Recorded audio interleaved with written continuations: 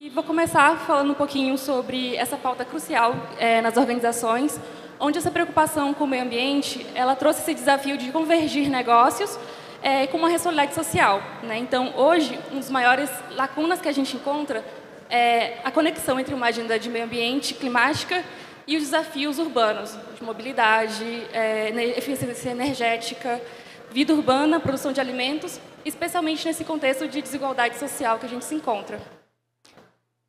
Hoje, nessa direção de inspirar iniciativas e multiplicar essas colaborações exitosas, a gente trouxe aqui 4 convidados para falar um pouquinho para vocês sobre as experiências deles e trazer esses representantes de diversos setores que possuem esse mesmo propósito de valorização do poder da colaboração para o desenvolvimento de agendas tão importantes como essas de mudanças climáticas. Aviso que vocês podem guardar perguntas também para o final. E vou começar direto com a primeira pergunta para a Maíra. Ela está online? Ela está no presencial?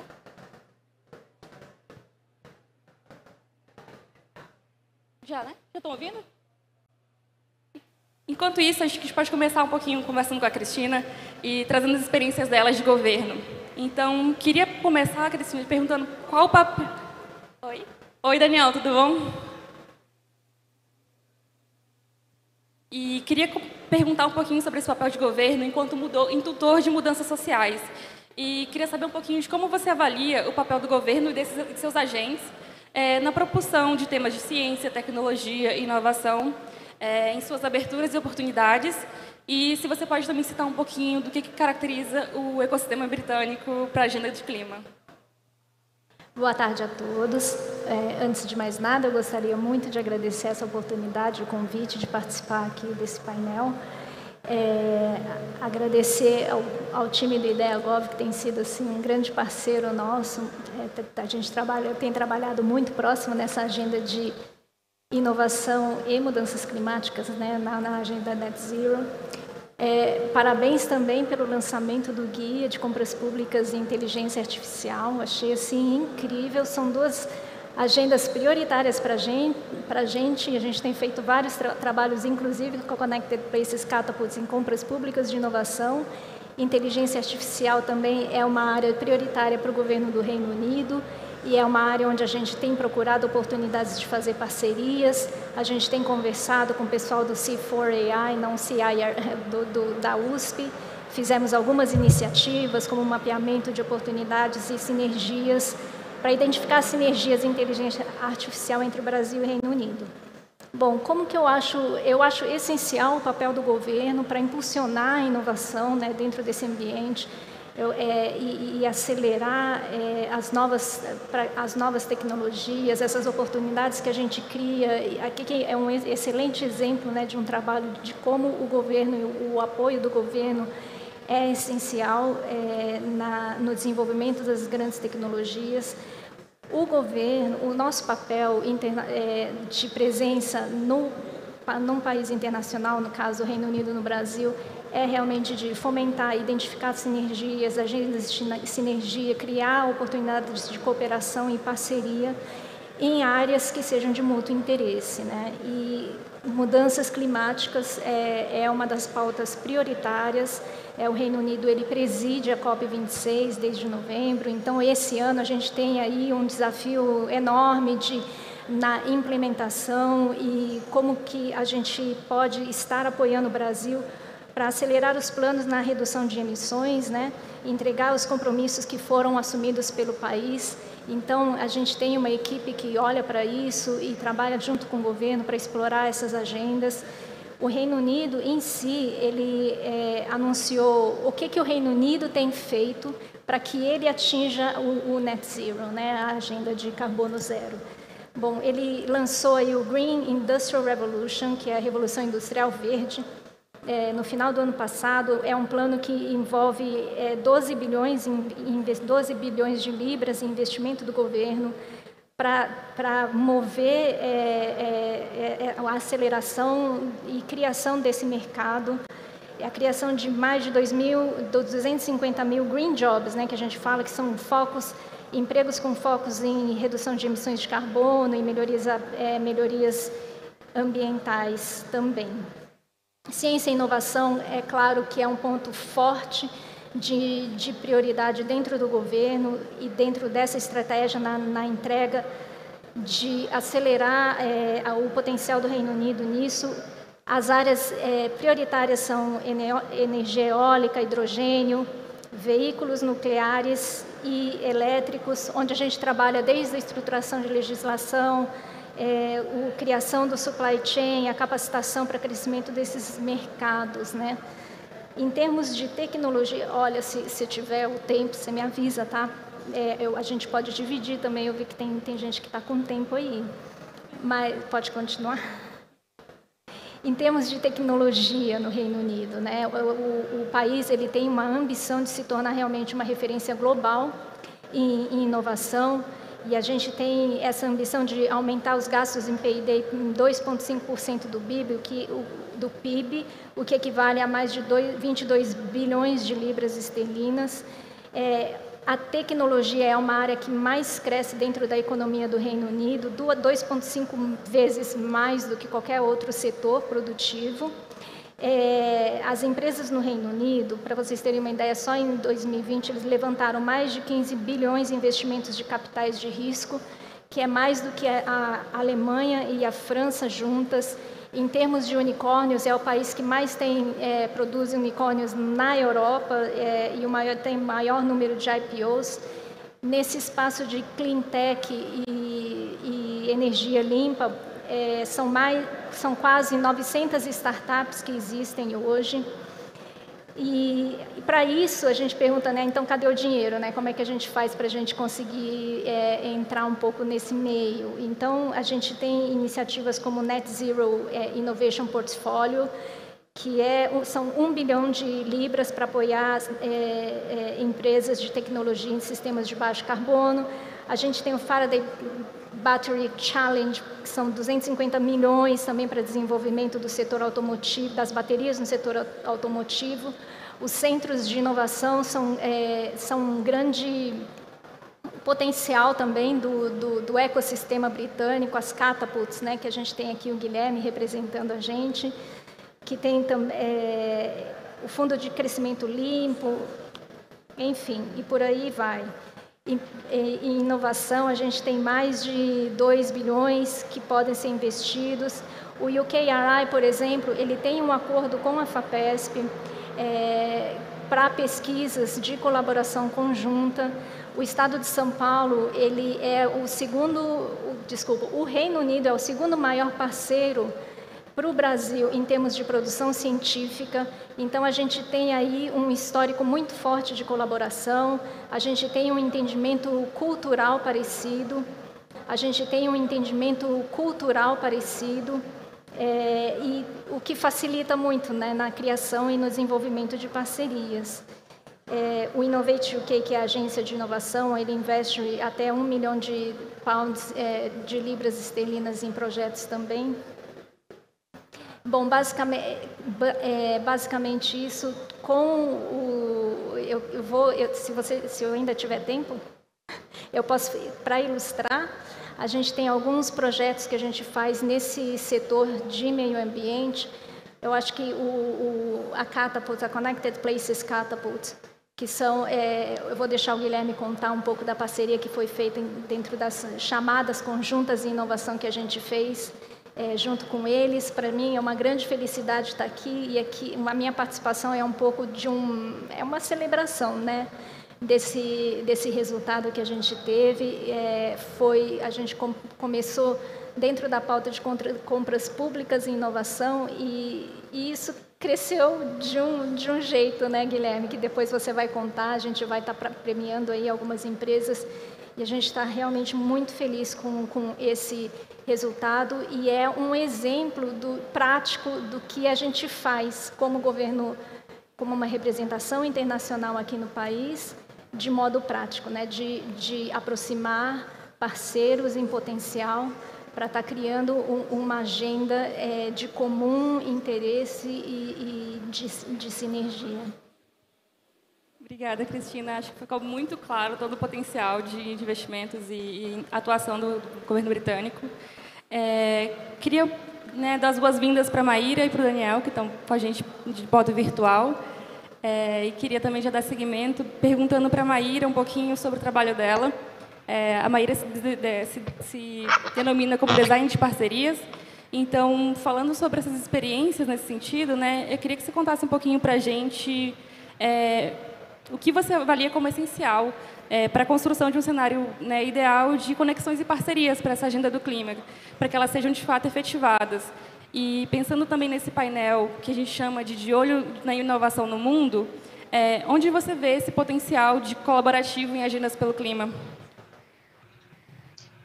Obrigada, Jéssica. Primeiramente, eu queria agradecer pela oportunidade de estar aqui com vocês. E parabéns pelo evento, né, de terem trazido tantas pessoas maravilhosas, de palestrantes a participantes. Eu queria também convidar vocês para interagir com a gente, né, que a gente vai ter um espaço aqui de perguntas e respostas. Bom, aqui eu vou dividir, tá, a minha resposta em duas partes. Pegando a primeira, respondendo a parte do que é essencial para a construção de um cenário voltado para conexões e parcerias para essa agenda, eu acho fundamental o que eu chamo de ganha-ganha. Ganha-ganha é interesse mútuo, e isso é a essência de parcerias.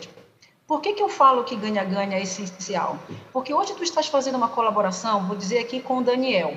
Se eu foco no Daniel enquanto ganha-ganha, eu vou fazer uma iniciativa, 2 iniciativas, 3 iniciativas com ele, porque ele vai se sentir contemplado. E eu acho isso fundamental para a construção de uma agenda de clima, porque ela permeia todos os atores da sociedade. Então, esse, para mim, é o primeiro ponto. Segundo ponto para essa construção é um propósito único. Então, a empresa, o investidor, a sociedade, o setor público, civil e por aí vai, a gente tem que entender o que deveria ser de propósito em comum para todos esses atores. Porque, no final das contas, a questão de clima atinge todos nós, não é verdade? Então, eu vejo como propósito único um dos 3 pilares. O outro, que eu diria que é tão importante quanto, é a questão de diversidade de atores, gente. Não adianta um setor estar conversando sobre questões climáticas sem estar em conexão com o outro. A gente viu, por exemplo, e aí eu vou trazer um pouco de contexto amazônico para ilustrar, né, um pouco da minha fala, houve uma mudança muito expressiva, ao meu ver, enquanto voz amazônica, na hora que fundos de investimento começaram a se posicionar para com a região. Isso, para mim, foi uma mudança que foi perceptível, né? Então, assim, houve a entrada de um novo ator, e isso trouxe diversidade. Então, esses são os 3 pilares que eu acredito que sejam fundamentais para que a gente consiga fazer essa conexão intersetorial e, principalmente, para prosperar projetos e iniciativas de forma multissetorial, de forma multidisciplinar, né? Então, repetindo, ganha-ganha, né? Para que a gente consiga manter os mesmos atores fazendo iniciativas, né, de forma recorrente e contínua, pensando em longo prazo, propósito único, porque aí eu deixo de fazer o que é meu, tu fazes o que não é teu, para a gente construir uma coisa em conjunto, né? Eu acho que isso é importante, e também a questão de diversidade de atores. Tem que chamar os vários atores da sociedade para se criar uma inteligência coletiva e fazer um plano em comum, né? Então, assim, eu acredito muito que isso é fundamental dentro dessa construção.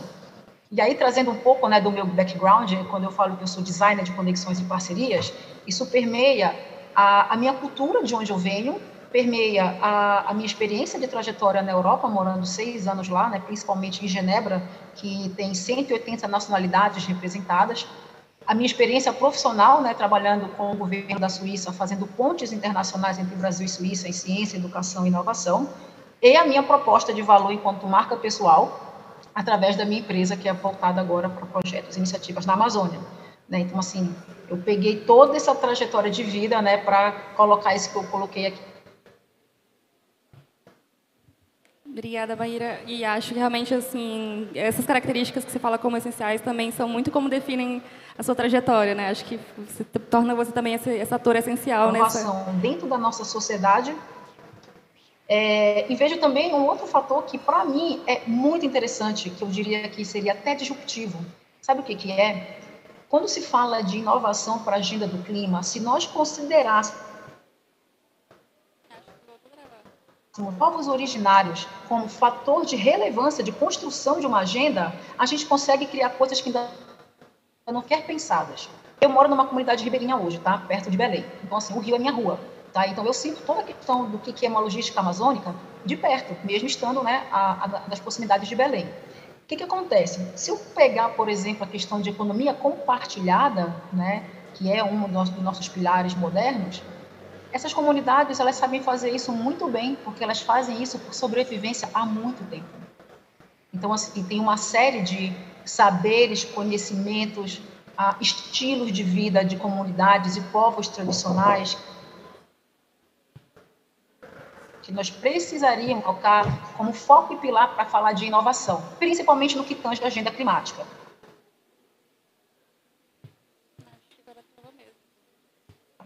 Então, quando se fala, por exemplo, em criar qualquer agenda do clima, falando com investir, essas pessoas deveriam estar incluídas tal qual qualquer outro ator, e não na ponta de qualquer desenvolvimento de iniciativa.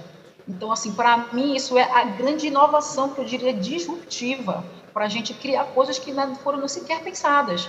Porque essas populações têm respostas para coisas que nós precisamos na nossa sociedade. Ainda tem mais um outro detalhe, né? Voltando agora para a questão de como é que nós estamos na nossa sociedade, eu acho fundamental a junção de ciência com investimento e cultura.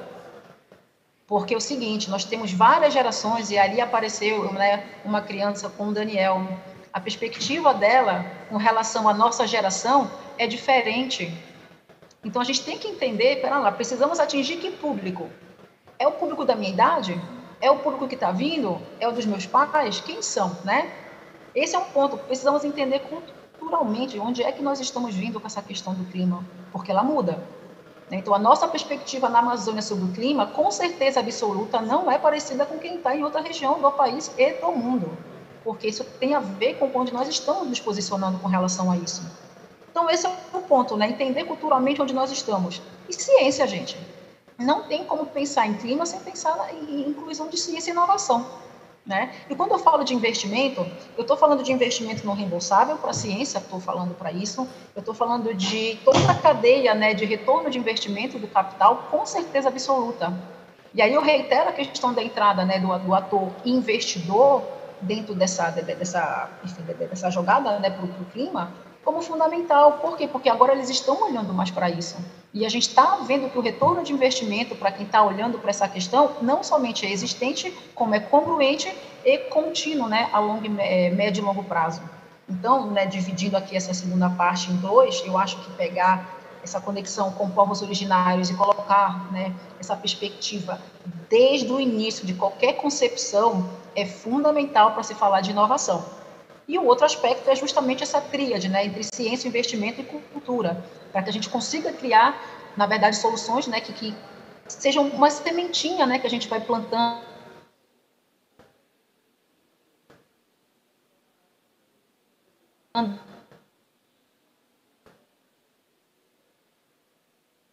a ciência, inovação e investimentos, tá? Resumidamente, é isso, Jéssica. Obrigada, Maíra. É muito bom poder contar com a sua perspectiva, eu acho que única, realmente. E né, é um prazer estar com você aqui hoje. E vamos passar um pouquinho para falar um pouquinho sobre as parcerias, né, de governo. Então, Guilherme, você tem experiência já com o governo local brasileiro e hoje você atua junto à Catapult nessa construção de parcerias e intersecção entre o setor público e o privado.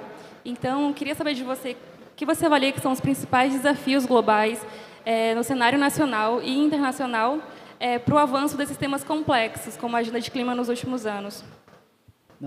Obrigado, Jéssica. Primeiramente, gostaria de agradecer muito, né, o convite, né, do IDEAGOV, Governo de São Paulo, e falar que nós estamos muito contentes realmente com essa parceria que nós estamos desenvolvendo juntos ao Estado de São Paulo, com o apoio da Embaixada Britânica e outros parceiros aqui no Brasil. Então, a gente está muito contente com esse projeto que nós desenvolvemos, selecionando soluções inovadoras do Reino Unido, soluções inovadoras aqui de São Paulo, para realmente conseguir resolver os maiores desafios que o Estado de São Paulo tem e que o país tem nessa área climática. Então, acho que a gente está fazendo um trabalho muito interessante e eu acho que até os desafios são grandes, mas a solução já começa aí com esse tipo de parceria entre o setor público-privado, entre startups, entre outras empresas inovadoras que possuem grandes soluções para serem integradas e ajudar nesse momento que você precisa chegar a soluções mais concretas mesmo. Então, voltando um pouco à questão dos desafios, eu acho, claro, são muitos os desafios, mas acho que principalmente quando você fala na questão climática, tanto em governos locais, governos estaduais, subnacionais, governos nacionais, primeiro é fundamental você entender quais são da onde estão vindo essas emissões, né, de gases de efeito estufa. Então é muito importante você primeiro, por exemplo, realizar um inventário de emissões e saber realmente que tipo de emissões você está trazendo, são as maiores responsáveis pelos suas emissões como um todo. Então a gente sabe que em cidades como São Paulo e outras, ou Londres também, que tem desafios muito similares, essa questão do transporte é muito grande, né? Então a questão de transporte público utilizando ônibus, questão dos carros, tudo isso realmente gera muita emissão de CO2 e outros gases. Então, acho que é fundamental você entender onde você está, primeiramente, e eu acho que os inventários de emissões, se feitos de uma forma muito abrangente e concreta, eles ajudam muito a você entender e identificar o problema, né? Aí, a partir que você pode identificar de onde vem o problema, você tem muito mais ferramentas para implantar as soluções, que são muitas, e é por isso que nós estamos aqui também.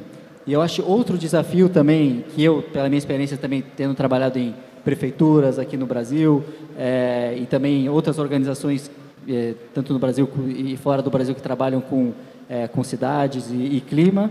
Acho que essa questão também da parte política também é importante, porque nós vivemos muito a questão de ciclos políticos, governos que mudam, ficam um tempo no poder, depois muda o governo e depois você tem uma dificuldade de continuidade também. Então, acho que esse é um outro desafio, mas eu acho que agora nós já estamos chegando no momento em que você já tem um consenso, né, que acho que com raras exceções, você já tem um consenso de que o desafio climático é presente, é um desafio muito grande e todos temos que trabalhar juntos, independente de partido político, de governo ou de qualquer outra questão. Então, acho que esse é um desafio, mas acho que nós estamos já conseguindo, de uma forma ou de outra, também mudar essa perspectiva. E eu acho que o terceiro desafios, são vários, só alguns desafios, mas um terceiro, eu acho que é a questão também do financiamento, né? Que como você vai financiar todas essas novas políticas públicas, projetos de infraestrutura que vão realmente conseguir trazer a transição para o carbono zero. Então, por exemplo, no Reino Unido, a partir de 2030, ninguém mais vai poder comprar carro que for a gasolina ou diesel. Então, isso é uma coisa que vai mudar completamente, né, a indústria automobilística e outras indústrias também, mas eu acho que é importante que você tenha essa meta e você vai ter que atingir. É uma meta que está... assim, é um compromisso, então, para atingir isso, você vai ter que criar muitas novas ferramentas para conseguir chegar nessa meta. Então, outros também, o Brasil quer chegar a um carbono zero também. Então, você tendo as metas, você tem que chegar nisso. E o financiamento disso é algo fundamental. E financiamento não vem só do setor público também, né? Então, é muito importante, como a Cristina e a Maíra estavam falando também, essa questão de parcerias também entre setor público e setor privado, para não somente buscar soluções, mas também soluções inovadoras para financiar como nós conseguiremos chegar nessa transição ao carbono zero. Então, dessa forma, eu acho que será possível atingirmos esses objetivos. E tem muita gente, muitos investidores, bancos de desenvolvimento, venture capitalists e outros que já estão focados, né, nessa transição o carbono zero, e também pensando na questão do retorno do investimento, que não é só um retorno financeiro. O retorno financeiro ele existe, claramente, é muito melhor você investir em soluções verdes, porém também tem o retorno social desse investimento que também precisa ser contabilizado. Então, acho que a maioria dos atores e outros bancos e tudo mais também está pensando em como você pode contabilizar também o retorno social desse investimento, pensando no futuro das gerações, das novas gerações e todos os outros atores que estão envolvidos, né? E eu acho também, pensando já nas soluções, que a gente fala em desafios, mas eu acho que a gente tem também muitas soluções que a gente pode pensar, né? Então, sem dúvida, a gente sabe que os países, os governos nacionais sempre têm um pouco mais de dificuldade, né, de implantar as ações mais rapidamente e às vezes não funciona muito. Claro, tem muitos países que são inovadores, né? Acho que até o Reino Unido é um exemplo, mas eu acho que os governos locais, cidades, estados, são fundamentais também para chegar nas soluções. Eles são parte do problema, mas também muita parte dessa solução para as questões climáticas. Então, várias cidades no mundo já têm seus próprios objetivos, já estão aderindo a campanhas como a Race to Zero e outros tipos de ações. Existem outras organizações como ICLEI, C40, organizações de resiliência, entre outras, que conseguem unir os diferentes cidades no mundo, diferentes estados, e, em conjunto, buscar as melhores soluções para o clima. Então, as cidades, eu acho que são fundamentais também na busca desse tipo de soluções, e elas já estão fazendo muito, né? Você vê, Londres, por exemplo, há 10 anos atrás, era uma das cidades que tinha pior qualidade do ar, né, da Europa, com os níveis péssimos de qualidade do ar, mas agora, depois de políticas como a introdução que ele chama de uma zona limite, assim, que você tem que pagar para entrar na cidade de carro, um valor muito alto, e se o seu carro polui mais, você tem que pagar ainda mais.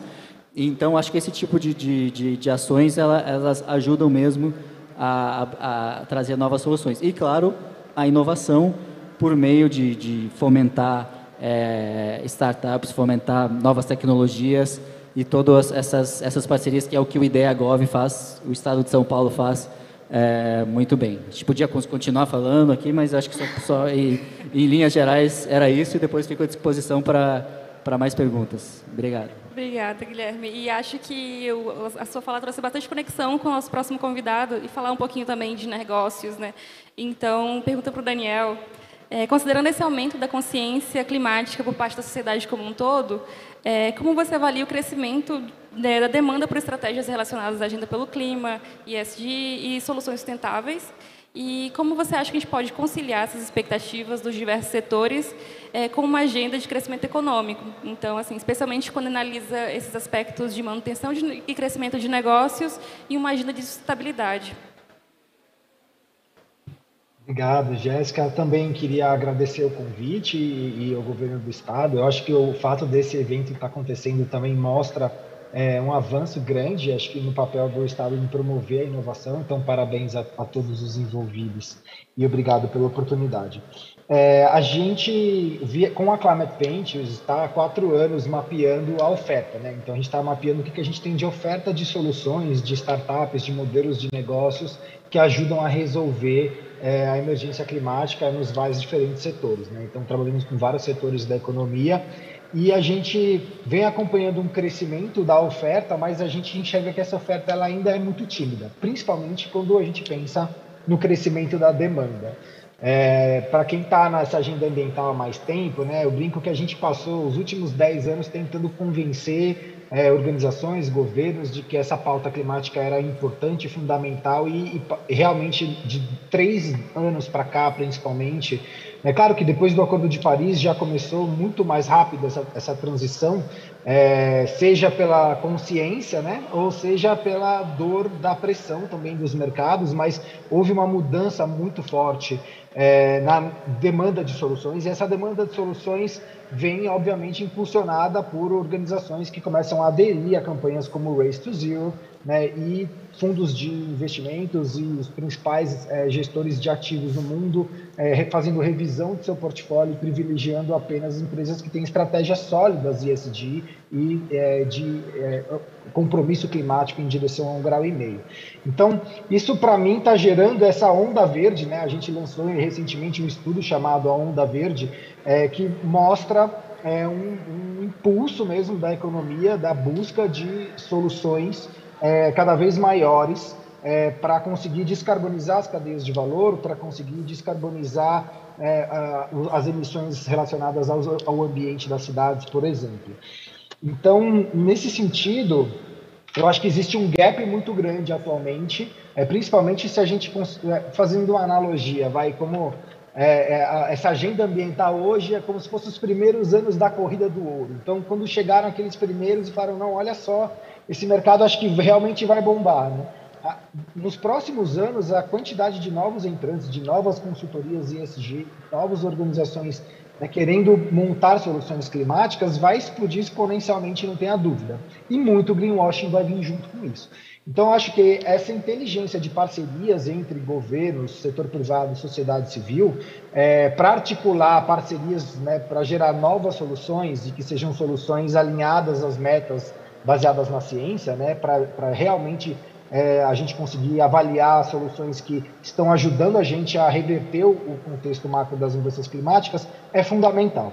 Quando a gente começou com a Climate Ventures em 2017, o que a gente enxergou foi um gap, um buraco entre a agenda climática, que era uma agenda muito combativa e alarmista, e essa parte precisa continuar existindo até que todos estejamos, a massa da sociedade consciente do tamanho do desafio que a gente encontra pela frente, mas ela era uma agenda da sociedade civil muito negativa e alarmista, baseada em dados e baseada na ciência e fundamentada.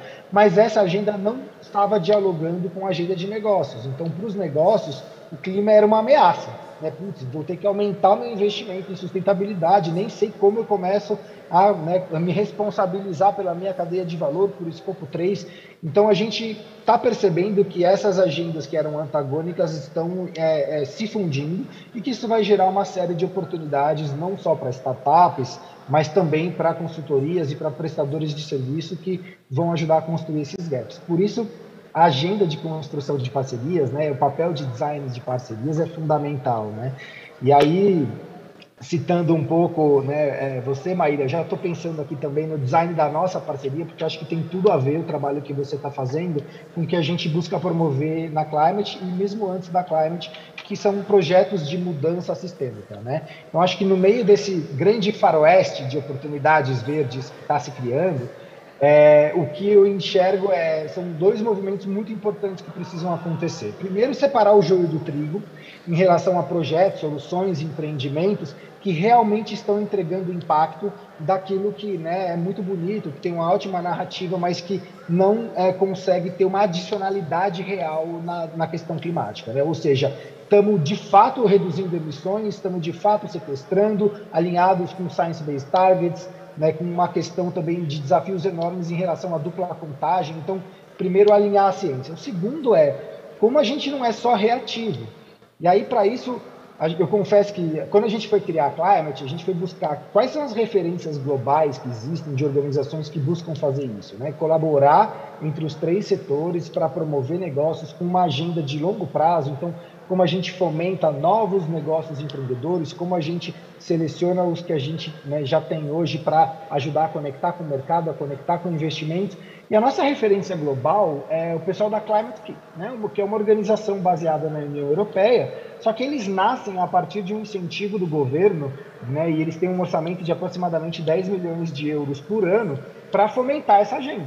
E a gente, como uma organização da sociedade civil, nasceu buscando projetificar e alguns apoiadores para construir projetos, porque a gente entende que existe um gap ainda na atuação do poder público, na promoção de uma agenda que tem a ver com uma mudança sistêmica para uma economia mais verde e uma economia mais justa. Então, o último ponto que eu queria reforçar aqui é sobre essa economia mais justa, porque a economia verde vai vir e ela já está gerando uma série de oportunidades, né? Está crescendo exponencialmente a quantidade de empreendedores e de empreendimentos. Mas muitos desses empreendedores e empreendimentos, principalmente aqueles que conseguem acesso a investimento, ainda são homens brancos, né? E a gente tem uma dificuldade muito grande de democratizar esses investimentos. E eu acho que isso tem é um desafio gigantesco, né? E aí eu reforço na fala da Maíra, como a gente busca olhar para a transformação sistêmica e trazer uma representatividade de todos os que precisam estar envolvidos. E aí acho que nessa agenda o nosso desafio não é só, estamos todos trabalhando e torcendo para ver o primeiro unicórnio verde do Brasil, espero que tenham muitos no Brasil e na América Latina, mas a gente também precisa de milhares de zebras, né? Não só de unicórnios, né? Então as zebras são esses negócios que param em pé, tem uma lógica de negócios, mas eles não vão, né, crescer exponencialmente, mas talvez eles vão conseguir manter dignamente uma qualidade de vida para 1.000, para 2.000 famílias dentro de uma lógica de uma cooperativa ou dentro de uma lógica de um arranjo produtivo. Então, acho que quando a gente pensa numa agenda de surfar as oportunidades, a gente não pode deixar de lado, né, o desafio que é combater a desigualdade social e gerar oportunidades de empreendimentos para negócios comunitários, para cooperativas, dentro dessas cadeias de valor que estão se estruturando na economia verde. Então, eu acho que é isso. Eu queria muito ouvir as perguntas, então vou parar por aqui para ver se a gente consegue conversar um pouco. Acho que a gente tem um tempinho para uma pergunta para a plateia. Oi? Eu queria saber se tem alguma pergunta da plateia. Olá, boa tarde a todos, boa tarde aos palestrantes. Muito bom ver esse tema chegando aqui no ambiente de investimento público e aceleração de startups. Dani, a gente já se conhece 15 anos aí falando de sustentabilidade. E a minha pergunta, o Dani já falou um pouco disso, a Maíra também, a gente está falando agora uma grande visibilidade de investimento para startups, para projetos de mudanças climáticas, mas a gente tem uma urgência climática, principalmente em relação à justiça climática. As pessoas mais impactadas pelas mudanças climáticas não sabem desse tema, não sabem de Acordo de Paris, não sabem de IPCC. Então, como que a gente pode, não sei se é criar critérios, indicadores, que nos projetos que vão ser aportados, nos investimentos aportados, tenha uma visão efetiva para a justiça climática, para quem está sofrendo com isso hoje, possa ter uma mitigação de todo esse impacto. Obrigada. Para todos, quem sentir que tem o que aportar com esse tema. Obrigada. Eu posso dar o exemplo de algumas iniciativas do Reino Unido em parceria com o Brasil nesse sentido. A gente tem um projeto que chama CSSP, Climate Science for Service Partnership, que é uma parceria com o Met Office no Reino Unido, com o INPA, INPE e o CEMADEM, que trabalha com plataformas exatamente para você criar dados com índices de variações climáticas, que são dados abertos à população para exatamente você ter condições para tanto ter uma avaliação das políticas públicas, quanto de projetos como você coloca. Então, hoje, inclusive foi hoje de manhã, a gente teve o evento com eles para apresentar o resultado dessas plataformas. E é um trabalho real entre as instituições de pesquisas do Brasil e do Reino Unido. O nome do evento se chama Visions for Net Zero, deve subir no YouTube. Acho que vale a pena dar uma olhada nisso. Mas alguém quer complementar? Acho que só complementando, acho que também é fundamental, claro, a gente fala muito em redução de emissões, o que precisa ser feito, metas, chegar a Race to Zero, tudo isso, mas sem dúvida as pessoas já estão sofrendo muito, já tem os desafios estão bem claros. Então, eu acho que também, quando você pensa nas cidades, nos governos locais, eu acho que ajudá-los, cidades tanto grandes, pequenas, em vários países, na África, na América Latina, em todos os lugares, é importante você ter também uma política e ações que gerem, a gente chama estratégias de resiliência para essas cidades e que envolvam também as comunidades mais mais vulneráveis. Então, acho que é fundamental ter estratégias de resiliência, ter estratégias que consigam realmente reduzir os impactos e sempre tentar consultar, né, as populações mais vulneráveis para que elas possam realmente se beneficiar desse tipo de ação. Então, o engajamento com as comunidades é fundamental em qualquer processo que você está tentando desenvolver em políticas de ação climática e resiliência. Maíra, você ia complementar? Então, primeiro eu queria agradecer pela pergunta, que eu acho bastante pertinente. É fato que as pessoas mais atingidas são as que menos têm acesso às políticas e iniciativas, que muitas das vezes são criadas para essas pessoas. Aí eu volto à questão de inclusão e diversidade de atores, para que a gente consiga mudar o paradigma. Pensem numa árvore, gente. A estrutura de uma árvore começa com as raízes, vai para o caule, né, e vai para os galhos para começar a dar frutos. Então, eu queria utilizar essa analogia para falar justamente da inclusão das pessoas que estão sendo e serão mais afetadas. Então, assim, a gente começa pelas raízes. A questão é como é que a gente faz essa inclusão? Criando uma inteligência de rede. Então, assim, eu, por exemplo, não tenho contato, sei lá, de repente, com cientistas de uma certa área, porque não faz parte da minha rede, vou ter que criá-la.